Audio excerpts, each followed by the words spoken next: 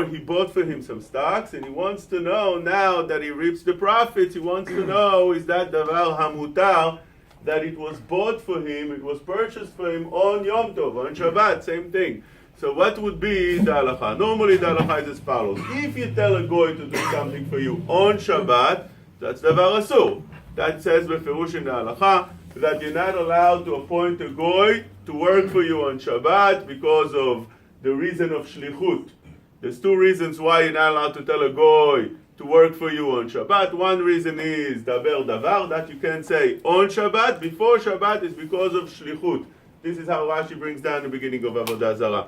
Another reason is the Rambam, that the goy should not be working for you, otherwise the Shabbat would be like a Yom Chol, you can do everything. But over here, you can't appoint a goy to buy for you something. But if you don't tell him to buy for you necessarily on Shabbat, you just tell him that whenever stocks go to a certain price, you see that something's going to be good, you get some good ideas that it's a good buy, so buy it. It's not meant to be bought necessarily on Shabbat. Such a thing would be mutar. Now what about profiting and taking the whatever you gain from that stock? That also is davar mutar, although it was bought on Shabbat, because the profit not necessarily would come only on Shabbat, also on a weekday. Why?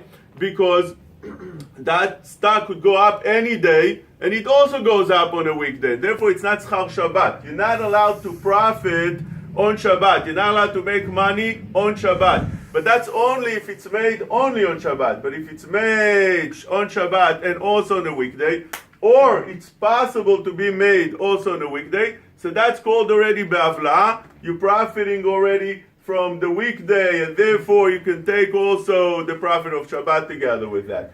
Now he asked me another question. Can he also have such a thing that you could buy or sell at a certain point? He gets, let's say you bought some stocks, and now he gets to a certain price, so you write that whenever you click a button that this is the price that you want to sell when it gets to a certain price, or you want to buy something when it gets to a certain price.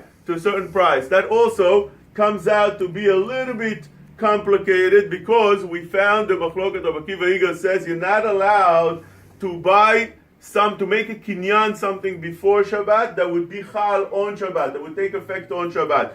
You say to a person, let's make a kinyan, you pick up the item, but it's not going to be yours until Shabbat. Rabbi Akiva Igal says it's not allowed, it's under the isur of mekach umemkar on Shabbat.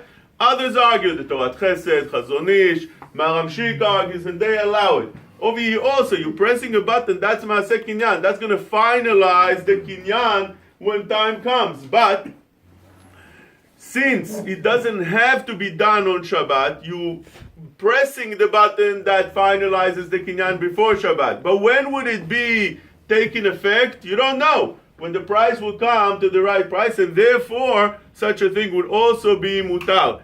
Even if you're buying something beforehand that would take effect on Shabbat, we said it's a machloket, kol shekan over here, that it's not necessarily that it would be bought on Shabbat itself, or on Yom Tov itself. You're allowed to have that and take the profit and do that thing lechatchila as well. Chavod.